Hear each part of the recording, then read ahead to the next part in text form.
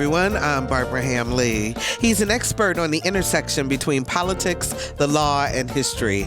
And his study now informs his work as the first director of the Center of African American Public Policy at Norfolk State University. Dr. Eric Claville is a regular on Another View, and he's here with us today to help us make sense of our government and our place in world affairs after the acquittal of President Trump. Plus, television news anchor Barbara Ciara joins us with an exciting project she's working on. Hey, AV history lovers, this one is for you. Stay tuned. Another View will be coming up next, right after this news from NPR.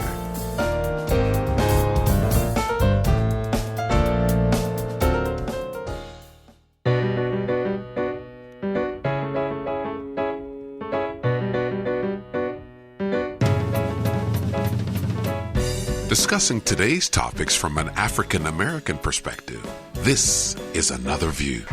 Good afternoon, everyone, and welcome to Another View. I'm Barbara Ham-Lee. Hope you are getting ready for our first snowfall of the season. So a lot of folks are excited about it, and do want to let you know, a programming note, our documentary that we had planned to show this evening here at WHRO, Always in Season, we are moving it to Monday, February the 24th, same time, 6 p.m. for refreshments. The screening is at 6:30, followed by a community discussion that I have the honor of leading. This moving documentary explores the trauma of lynching Black Americans and how we must never forget so that it never happens again. It's a tough topic, but the movie and the documentary is very well done, and I think it is something that everyone should try to take advantage of and come see. There's still time to sign up. Go to whro.org/events. It's free, but we would like you to register. So you may do that at whro.org/events. So Dr. Eric Claville will be with us shortly with his Claville Report.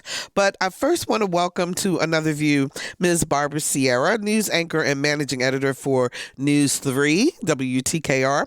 And I guess I should add to your credentials, Barbara, documentary producer. Barbara, thank you for having me.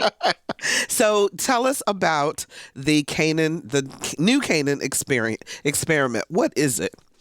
Well, first of all, I was delighted to learn about this little-known experiment for which WTAR at the time won a Peabody back in the 70s.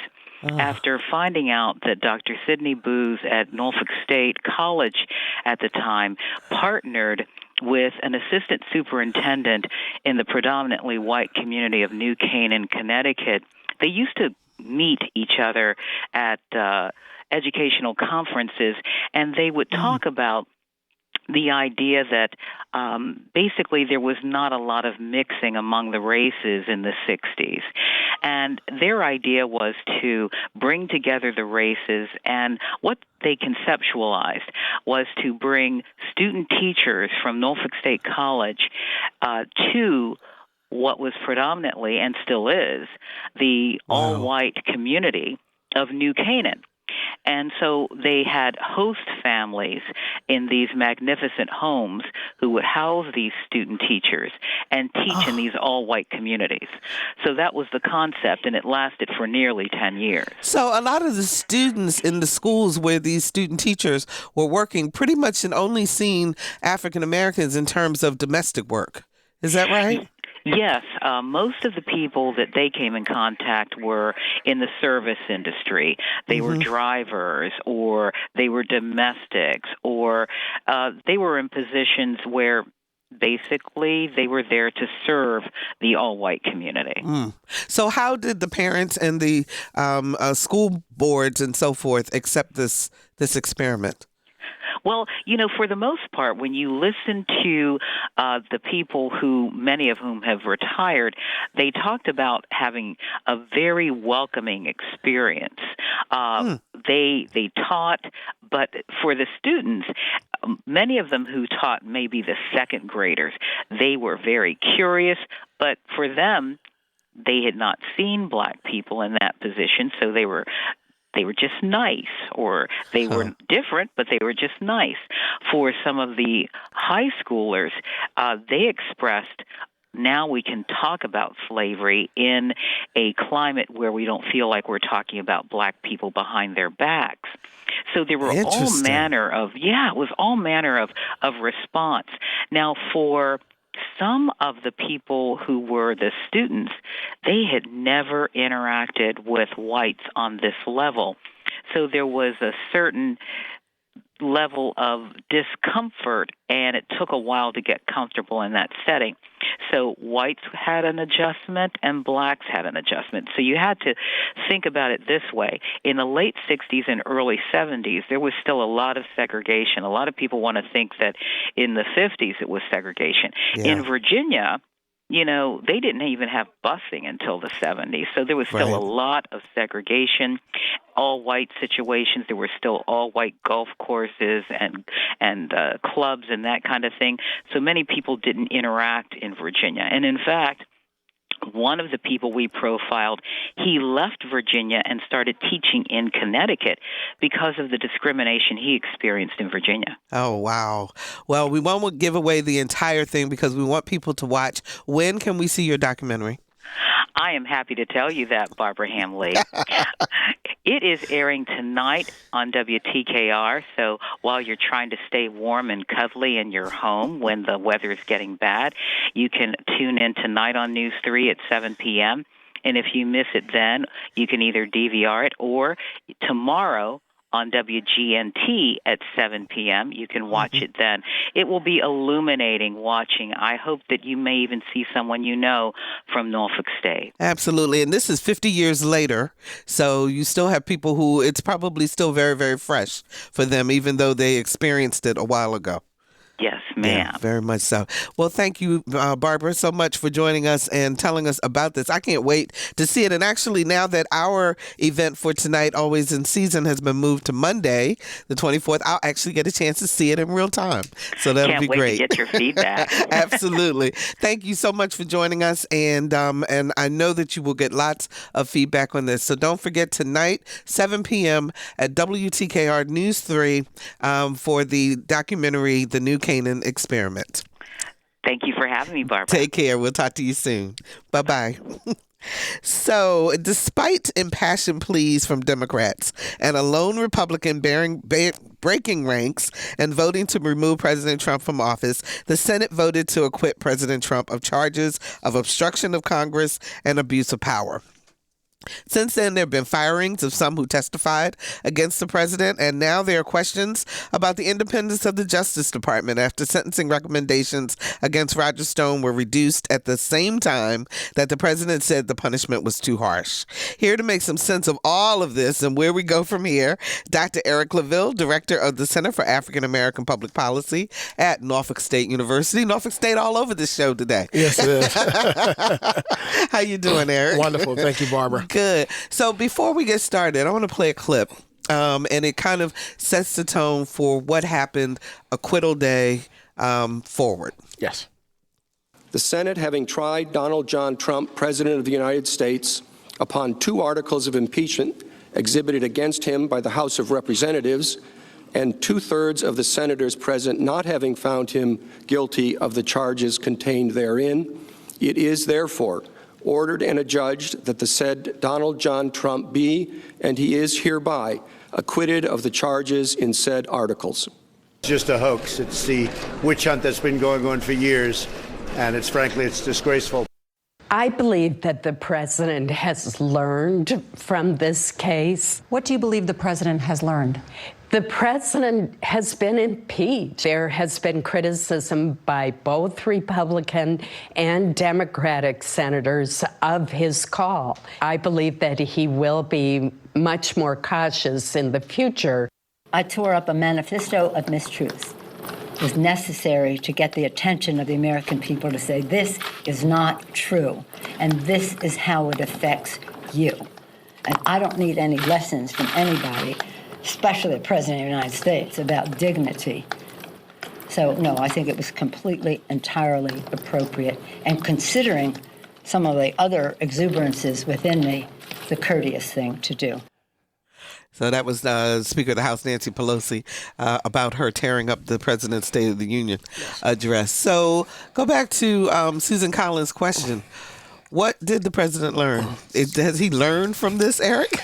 Well, Barbara, he has learned up from it. And one thing I want to remind the listeners, they can go back to the archives at anotherviewradio.org and listen to the 2019 podcast about Impeachment 101 and also presidential predictions in September and October of last year, respectively. What the president has learned is that he can continue to do what he's always done. He can do whatever he wants, and he can continue to deny, and push it through the legal system with paper. And he's a great marketer, hands down. He understands his product. He understands his constituents, and he's the type of person that's more bombastic than anyone, more outspoken than anyone, and will push the envelope more than anyone. And he gets right to that edge every single time. As a matter of fact, I watched a lot of the live rally in Phoenix, Arizona last night, and just listening to his points and how the Democrats also, they were had their final debate in Nevada, and how his comments and jabs at the Democrats were right in line with what the debate was about. In other words, he was going after each one of them and only the one that were in the front. And he was saying that I'll wait until they finish destroying each other, and then I'll step in. And then I'll step in and we'll talk about, the stop and frisk with Bloomberg. Oh, we'll talk about, the derogatory name Pocahontas. Oh, we'll talk about Bernie Sanders. He wants to take all of your insurance. That's what he wants to do. But I'll talk about that later. So there's a law that we have on the books that says that if you are a whistleblower or if you come forward and you testify against someone, excuse me, that there is no, that retribution is not allowed. Retaliation is not allowed. In other words, in private industry, for example, if the president of the company can't come in and say, well, I didn't like what you said on the stand, so therefore I'm going to fire you or I'm going to demote you. So why is he allowed, the president of the United States, allowed to fire Sondland, to fire others who testified against him? Right, because all those persons serve at the will of the president. So you don't have to justify why you're firing them. So he doesn't have to say it's because of what he did. He could just say it was because I woke up on the wrong side of the bed this morning. Exactly. Until he says, I fired this person because they testified against me or because they did X, Y, Z. Then that's when the legal arm comes in under that particular statute, that federal statute against retaliation. That's very interesting. I did not know that. So excuse me, Roger Stone is being sentenced today. Bill Barr came out earlier last week with a huge statement about the tweets and so forth. As a matter of fact, we have a clip from him. Let's take a listen to that first.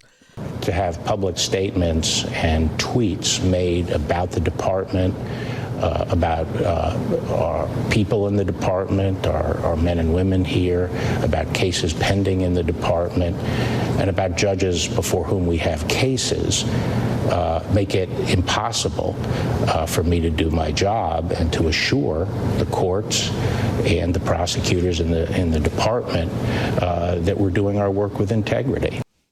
Now, so the next day, President Trump goes, well, I can step in if I want to. Right. So that's a very interesting comment. There's been a lot of analysis going back and forth regarding what he stated, if this was a rift in the White House, and reports coming out saying, oh, he may want to quit because of X, Y, Z. The truth is, everybody wants to quit at some point in time because it's very hard to work in the White House.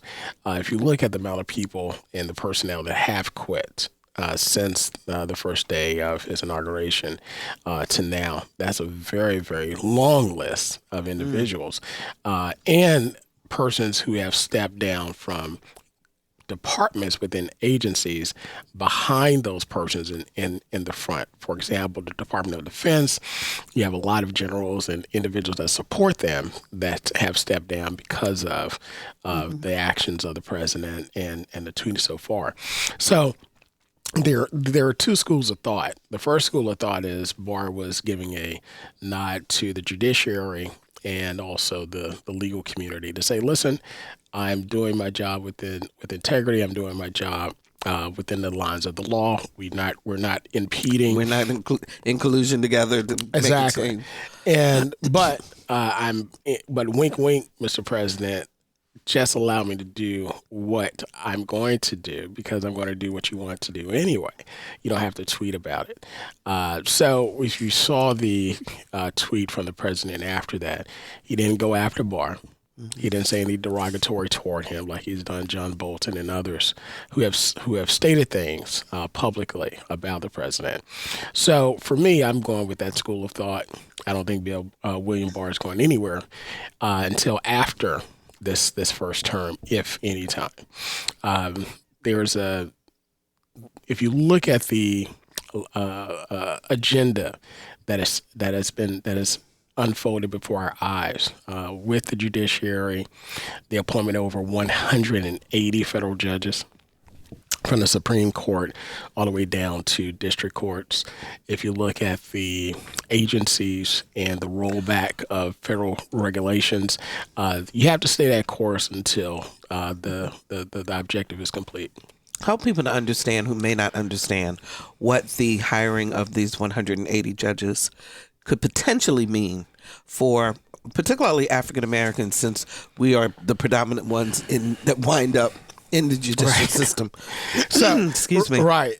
So what could happen and what is expected to happen? The judges that have been appointed came from a recommendation from a think tank, okay, very conservative think tank, and they've recommended judges from the legal community to become judges that actually are in line with various conservative thoughts on issues of civil rights, issues of whether it be voting, housing, whether it be other rights of individuals, religious freedoms, and the like, employment, also economics. Economics is a huge part of this, okay? So protecting the ability to gain through our capitalist society, and also regulations. Also sentencing. And when you mention individuals, there have been a roundabout turn as it relates to these mandatory sentences for drug offenses. Now that's in jeopardy as well, where you're starting to look at harsher sentences. Also immigration policy, which is huge. I think there are three areas that I think that are the most impactful long term for the United States that doesn't get a lot of play. Well, actually, four. The first is the immigration policy. What the point person in the White House has been doing with immigration is, if from a policy standpoint, it's amazing what's been able to get done out of the purview of the public's eye. Secondly, the Middle East policy as it relates to Israel and what Jared Kushner and his wife has been doing, the president's daughter. The president had a gathering in the White House, I want to say the same day Netanyahu was indicted, or maybe the day before, over in Israel, and the time of his impeachment trial, which I found was ironic. And it was a small gathering, and some of the most powerful individuals as it relates to Israeli policy in America were there. And Netanyahu, the Prime Minister of Israel, gave a congratulatory reference to Jared Kushner and his wife, and the entire room stood up and applauded. Now, this is in the White House. Jared Kushner is not elected. No one ever hears it. I don't think I've heard him talk one time. But what he's doing, what he has done out of the purview of the public is amazing. The third thing is the lack of, the international policy as it relates to the Middle East, Iran, and also the lack of attention as it relates to China. And we could do a separate show on the influence of China and what China is doing across the world as the United States pull back from more isolationism policy. China has expanded through the continent of Africa, through the Caribbean, South America, and now flexing their muscles in the Southeast Asian Sea. And then finally, the judiciary. What what is happening in the judiciary. We talked about the judges that have been appointed. First of all, most cases don't make it to the Supreme Court. They just don't. Right. So cases live and die in the district court, district level, at the trial level of the district, and they may get appeal to a 3-panel federal judge court or maybe a full court. It just all depends on the issue. So a lot of those cases that we have talked about, that we've looked at as we look at the 150th and the 100th anniversary of the 15th and 19th Amendment as it relates to voting, a lot of those things could start to die in the district challenges of those courts. So they don't even make it to the Supreme Court to make a difference one way or the other. No. Wow. 440-2665 or 1-800-940-2240. Those are the numbers to call to join our conversation. We're talking about post-acquittal and where we go from here. Back to Jared Kushner for just a moment. So he came up with a plan for Israel and the Palestinians to split up the land, if I'm not mistaken. And the Palestinians didn't react very well. He's not a diplomat. No.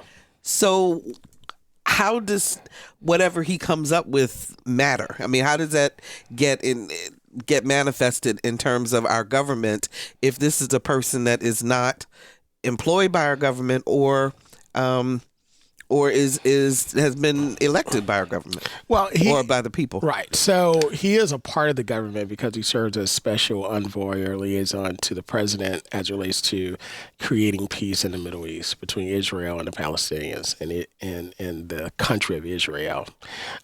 So from that perspective, he is a part of. Okay. It's a very tight group. It's the president, Jared Kushner, and Benjamin Netanyahu. That's a very tight group. And of course, you have a few factions around that, but that's the tight group that's really dictating a lot of this policy. Really, the policy is give the prime minister whatever he wants for his agenda and also the stakeholders of Israel as it relates to a greater Israel in the Middle East. So it matters a lot because we know that area is a hotbed as it relates to conflicts, whether it be religious conflicts or international or domestic conflicts, all built around who's entitled to that particular land. And also, let's not forget about the oil that's there as well. So it's very interesting. We could do a separate show on that. I would love to do a separate show on China, their influence, and the economy as it relates to pensions and moving forwards. But it does matter tremendously, and I think it's going to play a major part in its next conflict we're going to have. Okay, so Eric, I'm a news junkie. Yes. You're a news junkie. I am. So there are some of us who... I'm a policy junkie. You're a policy junkie, yes. Okay. We have no news anymore. But in terms of the last couple of months, I mean, for me, it's been difficult to keep up with who's on first. Right. You know, for the average American citizen, you know, does any of this matter at all? So it does. It matters tremendously because now you're looking at the policies that the White House are pushing forward and that the Republicans are also pushing forward, and everyone's pretty much ignoring what's taking place. And there's really a big distraction. So the president is the big distraction. He tweets every day. And we all know that. On the world stage, just recently, I want to say last week, or maybe earlier this week, you had the Munich Security Conference, which is an annual gathering of European countries, Middle Eastern countries, and so forth, and Americas, as it relates to the security of Europe. Is birthed out of NATO, looking at, again, not wanting another world war impeding upon the continent of Europe. Mm-hmm. So with that being the case, the prevailing belief there was that we're getting ready for another 4 years of President Trump. Ian Bremmer made the statement there as well. Faction of Middle Eastern individuals who are tasked with a security policy for their regions also are coming to that conclusion. So the world is bracing for another 4 years of Trump. I said it last year. I believe that we are going to have another 4 years. This was right after the Mueller report and right before impeachment, which I knew impeachment would fall dead. I thought they would have at least one or maybe two more senators vote, but Collins and maybe Murkowski. But again, it looks like everyone stayed the course, which I felt that they would. The economic policy, again, the international policy, the domestic policy on the judiciary, but more importantly, as it relates to America and everyday citizens, right, is the economic policy. Right now, that tax cut, and I said this before the tax cut came out, I said Stephen Mnuchin was there to get that tax cut. He was an inside guy, and it was going to happen, and they did. The projections were overblown as it relates to paying for it. 4% growth annually in the economy. We weren't getting anywhere near that. No, and they were able to push that down the throats of the American people again. Trickle-down economy, which is a farce. It's been a farce. It still is. But even with that being the case, you have those that own stock, those that are very wealthy are able to profit. And let me tell you, they are making more money in this for 3 years of the presidency than they've made over the course of the trickle-down economy under Reagan, under Bush the father, under Bush the son, and even under the great economy we had under Clinton, and all of that, whether it be S&L scandal and so forth. But they are making hand over fist money. But the average American is not. Average American is working more hours for the same or less pay, or working multiple jobs, both parents. Think about that. Yeah. So, and resources are being pulled back as well on the local level. Hang on just a second. If you're just joining us, we're talking presidential politics with Dr. Ciara Claville, director of the Center for African American Public Policy at Norfolk State University and creator of the award-winning Claville Report. I want to take a moment and go to get an update on the expected snowstorm this evening from News 3 meteorologist Maddie Kirker. Hi, Maddie. How are you? Hey, a little bit busy, but doing pretty good. I'm sure, absolutely. So I know if you could just give us a quick update, where do we stand at this time? So right this moment, we have a couple more hours before the rain moves in, but basically rain showers will move in this afternoon. Temperatures will be in the low 40s, and now that rain is going to change over to snow as temperatures fall in the 30s later this afternoon and this evening. And most of the area will see snow tonight, and snow showers will move out by early tomorrow morning, mainly before sunrise. Now, as far as totals, what we're looking at this point, it does look like most of Hampton Roads in northeast North Carolina will see 2 to 4 inches of snow accumulation, which has gone up a little bit since yesterday. Now, 4-inch plus, actually more than 4 inches, is possible for parts of inland northeast North Carolina. Now, the further north and west that you live, say if you know anybody up towards Williamsburg, that's where we're expecting just 1 to 2 for the northern peninsulas and southern eastern shore, and less than 1 inch is expected for the northern eastern shore and coastal North Carolina. Basically, the outer banks right along the immediate coast, it'll be a little bit harder for that snow to stick. But we are expecting to see most locations receiving that accumulating snow. And again, it's been several years since we've seen that around here. Absolutely. So, Maddie, the other question everybody is wondering is tomorrow morning. The temperatures are supposed to be below freezing. Is that correct? Yeah, so we're going to have below freezing temperatures when we're waking up tomorrow morning. So even when the snow is ending, the problem with that is we're going to have that moisture on the ground with below freezing temperatures and also wind chills even colder than that. So what we really have to watch out for, I'd say tomorrow morning, is going to be some of the bridges and overpasses, some of the side streets too, especially if you're someone who travels from, say, Virginia Beach or Chesapeake into northeast North Carolina. You're going to have to be especially careful tomorrow morning because there's going to be slushy roads, there's going to be some pockets of ice, and it could get a little messy, especially with it being several years since we've seen snowfall. So most of us aren't as used to driving in these kind of conditions. That's very true. Well, thank you so very much for joining us and bringing us up to speed. I know you're really busy, so we're going to let you go. But that's Maddie Kirker. She's a meteorologist with News 3. Thank you so very much. Eric, we got phone calls. People want to talk to you. Let's talk to Michael in Norfolk. Hi, Michael. You're on the air. Hi, Barbara. Hi. You really have hit a home run by bringing in Dr. Claville. Let me ask you how he spells his last name. Spell your last name, Eric. Well, it's French, so it's Claville. Yes, Claville. Oh, Claville. Okay. The critical issue. Yes, sir. That the African American community should be focusing on to get their right place in American society is the issue of national security undermined by Donald Trump, as expressed by Andrew McCabe, the former acting director of the FBI, when he said he acts like a Russian asset. Now, yesterday, he appointed to head 17 intelligence agencies a man who has never served in intelligence. And that man happens to be the ambassador for Germany, where Donald Trump hides his greatest financial secrets and his tax returns from the United States government.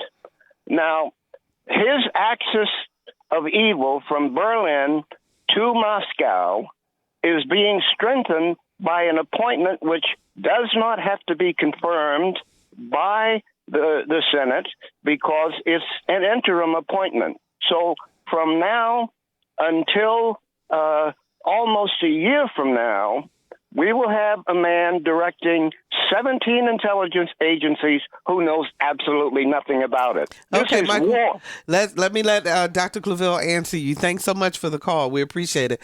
And he brings up the point about these interim appointments because in the Trump administration, there are several people who are leading agencies on an interim basis.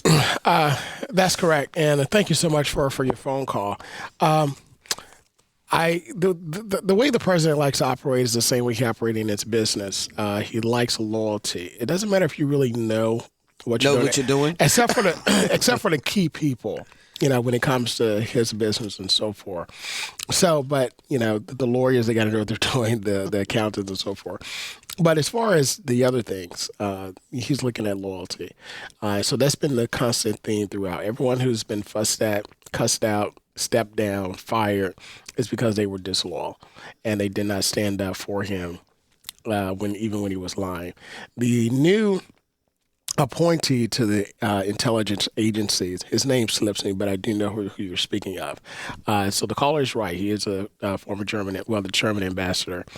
And that's I can't really speak to the caller's assertion that he's working to hide some of the things that the president's doing. Mm-hmm. But I can say, back to my initial response, the president's looking for loyalty.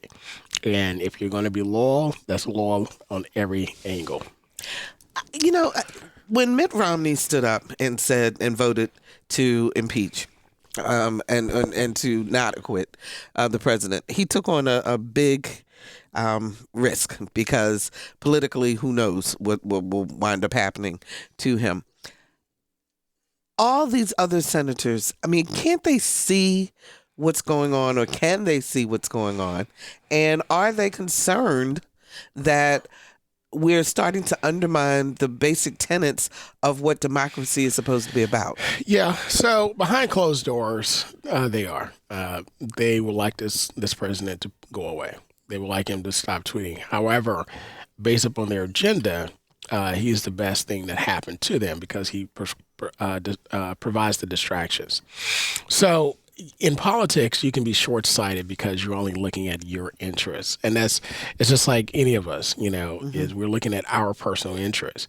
But at the same time, something kicks in to all of us in our psyche, our emotions, our heart. And you start to look at the bigger picture. How do my interests hurt or help others? In politics, you have to make some hard decisions. You have to make some compromises. There's some strange bedfellows in politics. And hats off to Mitch McConnell, who has done a phenomenal job keeping his party in line, in lockstep. As I've stated, Republicans fall in line, Democrats fall in love. Love is an emotion. Standing in line is loyalty. And he's done a phenomenal job doing that. And so we'll see. We keep in mind our country has been through worse, right? The American Revolution, the Civil War, when the federal government first started, it was fledgling. Understanding the role of the Supreme Court, with different world wars, the civil rights era, and so we're here now. So the common belief is, oh, we'll bounce back. But how many times can you say that? And I think that's the trepidation. Okay. Richard joins us from Newport News. Hi, Richard. You're on the air. Good afternoon, Barbara. Always enjoy the program. Thank you. My hope is, and I'm just trying to interject something. Mm-hmm. I wish y'all could complete the story. In other words, yes, I think Trump should have been convicted and put out of office, but I also think Clinton should have been put out of office. The Democrats voted unanimously twice on 2 charges, not guilty in 2000. That's important to bring up. And with people having to work 2 jobs, that, the economy is great for some people, not for others. Well, what's the backstory? The backstory is we need more vocational schools. Nobody wants to work 2 jobs, but if you don't have a marketable skill, that's part of the story. And I just wish, I know that it may be a subject for another day, but finish the story. Give us a little bit of context and background. Well, that's the reason why we have the phone calls. Richard, thank you for that context and background. I'll let Dr. Claville respond. So thank you so much for the phone call. Part of what the caller has stated is also an issue when we start to look at transgressions of others. We immediately use the very first defense that was ever used in transgressions. Whataboutisms. When God came to Adam, he questioned Adam. Adam said, "What about that woman you gave me?" Right? So we always look at whataboutisms. But in looking at the Clinton impeachment trial, everyone knew that Newt Gingrich, they were trying to find something to basically put a black eye on Clinton's presidency. Clinton lied about an affair that he had. Everybody knew Clinton was having affairs when he was in Arkansas. So I mean that's public knowledge. There's actually cases on that, legal cases where who can be sued in office. So no one really believed that Clinton should have been put out of office for lying about an affair, and so forth. Now we have a president here who's actually holding back military aid and in a collusion with individuals to investigate someone which is the front runner to beat his campaign, who is the best person to do it. So that's a discussion that we all can have, but that's done. That's over with. That was in 1898. We're 20 years past that, and we're dealing with this. If we go back and retroactively convict Clinton, and he becomes impeached and removed from office, what does that do for us now? Yeah. Right now is the biggest thing as it relates to the economy and the jobs. That's the bigger picture is how the economy and big business have moved jobs out of America into areas through trade agreements that were high paying. Well, and the other argument too, though, is when people say, okay, we need more training, more vocational training, but if the jobs aren't there, right, and you have the training, then what? Well, there is in certain industries, we do need a lot more skilled workers. The educational system says go to college, and it doesn't value those skills as much because we had a lot of jobs before they moved out where those college level skills were utilized. Now that we don't, and we depended upon individuals without college to learn those skills. But now those individuals are not here, and that pool is shrinking.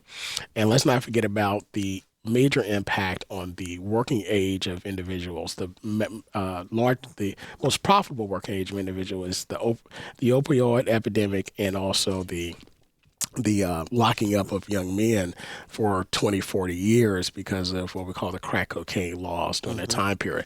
So now you decimated several generations of young men who could have traditionally taken those jobs. So we also have to look at that as well. But that's a very good point that the caller brought up. So we have folks, 6, 8, I can't remember the number now, still running for on the Democratic, pardon me, on the Democratic side. For president. Last night, the debate was in Nevada. First time we've seen Mr. Bloomberg on the debate stage. Yes. Do you have a opinion about how well he did or not? I think he weathered the storm. They knew they were going to come out with knives. But I will say this about Mayor Bloomberg. I don't know why he jumped into the race. He has actually more influence in the background as he's had, giving hundreds of $millions to Democratic causes, dictating policy from behind the scenes. But in the establishment's view of draining Joe Biden of his funds, not donating to him, he's running out of money. I'm not going to say hatred, but the disdainment against Bernie Sanders from the Democratic side, and just the infighting, it is very, very, very hard to watch, and it's very sad as well. I mean, if you look at all the candidates that are there now, can any of them beat President Trump in terms of the election? Do you think? If the playing field was even, what I mean by that is that the candidates would support each other honestly, coming out. After this, then there is a great possibility that whoever the Democratic candidate is would. But the Democratic Party, as I stated last year, actually a couple of years when we had 2018 with the 4 congresswomen of freshman college women of color being elected, I stated that this was the end of the Democratic Party as we know it, just as the Tea Party came in and Boehner signed that deal with them to keep Congress Republican, even though they were different from establishment Republicans. That was the end of the Republican Party. So with that being the case, I don't see any candidate beating the president at this particular time. And here's why I say that. I came to that conclusion. You can go back and listen to the podcast in 2019 about it, but under presidential predictions. But if you look at the lines, keep in mind, he holds a rally sometimes in the same city or a separate state or neighboring city that the Democrats are holding their caucuses, primaries, or debates. So with that being the case, if you look at the lines of people standing there for 4+ hours to get in to those arenas are packed. There's a buzz out there about what the president is doing. People are ignoring what he says and what he does because he speaks the heart of an America that has not died out yet. And what I mean by that is there are a lot of harsh things that are said, a lot of harsh policies that are being put up. If you look at, and again, we could look at them. We've talked about them time and time again. But if those policies come into play, they're enacted, and you see the years of which those policies have an effect, we're looking at turning the clock back at least a minimum of 50 Give me a years. specific example. So let's take a look at the immigration policy. All right. So the immigration policy, and again, looking at the whole story, a lot of individuals are coming to the country through processes or were in their native countries, quote unquote, south of the border. With that, you pull back those, you put up more restrictions to let individuals in. We pull back aid from those countries. So those people are desperate. So now they flock up to the border and say, oh, we've got a crisis now. A lot of that's self-induced. But now the picture of illegal immigration problem is now brown and black people. Whereas the heartbeat was from the president's own mouth, we prefer more people from Europe. Okay, so if we're looking at that, that is connected to the browning and blacking of this nation. By 2050, the majority of individuals will be individuals of color. Keep in mind, the United States of America, history proves it is what it is. It was created for white Americans, white Europeans, and everyone else of color was utilized to build the vision of white Americans or white Europeans. So people of color were not valued. Native Americans were not valued. They were slaughtered. Their land was stolen by every president up until that particular time, from Thomas Jefferson all down. Not only that, but African Americans. Well, Africans at that time were not valued. They were enslaved for free labor to build. Chinese Americans were brought over specifically to build a railroad. They were not valued because when the railroad was built, they fired them all and gave all those jobs on the railroads to white males. So the list goes on and on and on. Again, history proves that.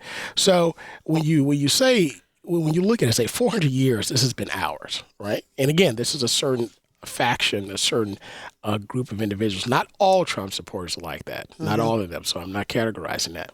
But there's a strong group that says, listen, this is our last opportunity to keep our country. It's been stated by I forget the sheriff, what city he was from. I want to say Arizona, but don't quote me on that. No, in New Jersey. It was New Jersey. He was saying that this is our last opportunity. All right. The pastor in Texas that said that if Trump is removed, it's going to be civil war. I mean, he's telling a group of parishioners this, in mega churches. Again, conservative white Baptist church. So there is a group, and again, I say a group because when you have a person like David Duke, who is the extremist of white supremacy, when you have somebody like we have also a pastor who is a pastor of a major church of a Baptist conservative group. And then when you have individuals who are in Congress who have established like Mitch McConnell, all voting for the same person. I mean, that's a very interesting group of individuals that are coming together and coalescing around that particular president. So what should all of us, because everybody keeps saying then, okay, but we have to vote. We have to come out. Right. We have to vote. We still have to believe in that part of our process. Right. Is it going to make a difference? I mean, again, not looking at sides, because I think that everyone should vote, but candidates have to earn the votes, right? So I believe that on the Democratic side, persons are going to get looped into this believing, they're going to vote for me anyway, because look at what happened the last 4 years. Same thing that the Clinton campaign did when they weren't going to Michigan, they weren't going to Wisconsin, and so forth. So I think that's going to happen. I think it has a possibility of happening again. I also think there's going to be a fracture between the establishment Democratic Party and also the more progressive, what's called progressive, but the more liberal on the Bernie Sanders AOC side, and a very, very quiet group. The conservative Democrats are also, depending on who the candidate will also possibly, may not vote the ticket. The Biden campaign keeps saying that they are confident that once they get to South Carolina and they get that black vote, that he's going to rebound and he's going to be coming back to the prominence in terms of who will ultimately get the nomination. Does our vote still count? It does. In this? It does, but Biden's running out of money. He has no ground game, and he's tired. You could see it in him, and so I don't foresee him going too much further after Super Tuesday. Do you think that he'll drop out after Super Tuesday? He'll have to. Wow. Yeah. Oh my goodness. So what about Elizabeth Warren and Amy Klobuchar? Where do you think they're going to wind up? I think Amy Klobuchar had a nice showing in the most northern liberal states. I hope she pulls her own home state. But I think Klobuchar's going to be around that 4 mark. I don't think she'll be any higher than that. Your front runners are Bloomberg, Sanders, Bloomberg, Mayor Pete, and Elizabeth Warren. Those are your 4. What you're looking at. Elizabeth Warren has to kind of rebound her ground game. I think number 5, you get Klobuchar there. Well, actually, number 4, you'll probably get Biden and then Warren. I think they'll switch. It depends on what state that they're in. Mm-hmm. But, that's kind of where I see it. I think Tom Steyer is still running a distant 7 as well, but he's got the money to stay in. But he's doing a very good job with the African-American vote as well. But I think after Super Tuesday, we'll firm this thing up, and Bloomberg coming in has taken a lot of thunder from Biden and Warren. So I think he's there to stay. He's been flying, crisscrossing around the country, getting support very quietly from African-American leaders, politicians, and various groups as well. So he's got the money for it. He's got the back end. He'll weather this storm of what's been going on with this path. Yeah, he'll definitely weather that. But now the question becomes, which I stated, AOC and again, I'm utilizing the congresswomen, popular names that they're being utilized by. So AOC and the other freshman women of color, the congresswomen, have nothing in common with the establishment. The only one that's close is probably Presley, because she used to be a staffer for a U.S. congressman there. So the Hill. So I think if anyone will survive, I think you're looking at maybe 2 of them being losing their seat with this election or the next. So in the last 2 minutes that we have, and we talked with Allison Moore, who was on our roundtable, a lot about this, because millennials seem to. They don't follow everybody's every word. Sure. They don't seem to follow every word as some of us do. So what would you say to people to kind of help them hone in on what will make it palatable for them to vote for whomever they're going to vote for? Well, first of all, this is Black History Month, and not just African Americans, but all youth. In addition to that, African Americans were at the forefront of fighting for the rights of everyone that did not have rights at that particular time. If you were marginalized, we were the foot soldiers in the front taking the brunt, and everyone else received the greatest benefit from it. So I say, remember the people that laid their lives down for the opportunity to vote. Exercise your vote and your civic engagement and opportunity in order to talk with candidates, in order to learn. But you have to learn more about the issues. Finally, I'll say, ask yourself, what do you want your country and your contribution to your country to be in the next 40 years? I know it's kind of hard to look at it. You're 18, 20 years old, so you're not thinking about that. You're thinking about the next party that's taking place. But if you're a college student, you ask yourself, what do I want my legacy to be? What do I want to contribute? What small thing can I do? And I think that's the biggest take from it. Okay. Dr. Eric Claville with the Claville Report. Thank you so very much, as always. Thank you so much. And we'll be having you come back very, very soon. Thank you. So before we leave you today, a couple of things that are happening in the community. This is Black History Month, as Eric mentioned, and there are lots of things going on. I want to tell you about a talk called Psychiatry Grand Rounds. It's provided by EVMS, Continuing Medical Education, and presented by EVMS Psychiatry and Behavioral Sciences and EVMS Diversity and Inclusion.